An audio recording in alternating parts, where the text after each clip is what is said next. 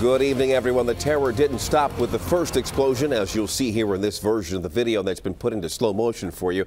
There was a second explosion just steps away. Of the 3 people who died as a result of those explosions, we've learned the youngest was just 8 years old. Now, as we mentioned, more than 110 people were hurt in the blasts. Police in Boston say the FBI will lead the investigation, but as of this hour, there are no suspects. We've got team coverage for you on the aftermath of today's deadly explosions. From security changes in front of the White House to the first-person accounts of the tragedy, we'll have it all for you here. But let's start with Tom Rousey, who was live where it all started this afternoon in Boston. Tom. Hotel lobbies in the downtown area. I can tell you there's an eerie feeling in much of Boston here tonight. We were driving through the streets a short time ago. Not a lot of folks out in town, a lot of people staying inside this evening. I want to show you where I am. It was just a few blocks that way on Boylston Street where the bombs went off earlier today as some runners were about to finish, injuring over 130 people. Tonight I can tell you this town is still in shock. You talk to people here, they say no one could have possibly seen this coming. Something just blew up. Run! Go! Chaos erupted Monday afternoon at the finish line of the Boston Marathon when an explosion followed 13 seconds later by another explosion around 100 yards away, rocked the city. Like fire. It looked like a fireball or something, and I just heard the glass shatter.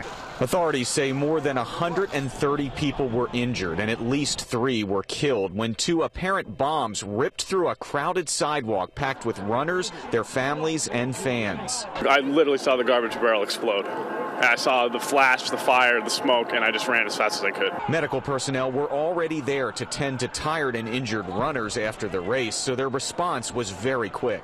This is something they never prepared for, but I know people in the marathon industry definitely are doing their job perfectly. I mean, they responded within 15 seconds. You saw everybody coming down here. The injuries were similar to those you would see in a war zone.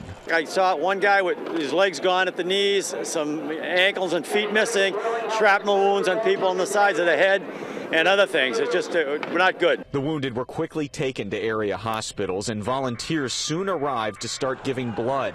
People also began recounting the horror. Severe lacerations, amputees, a lot of shrapnel. You know, they were pretty big explosions. They were banging, a lot of blood everywhere. Law enforcement officials say while this appears to be targeted attacks, it's too early to know who did this, how they pulled it off, or why. The president was informed moments following the explosions, and soon after he addressed the nation. Any responsible individuals, any responsible groups will feel the full weight of justice.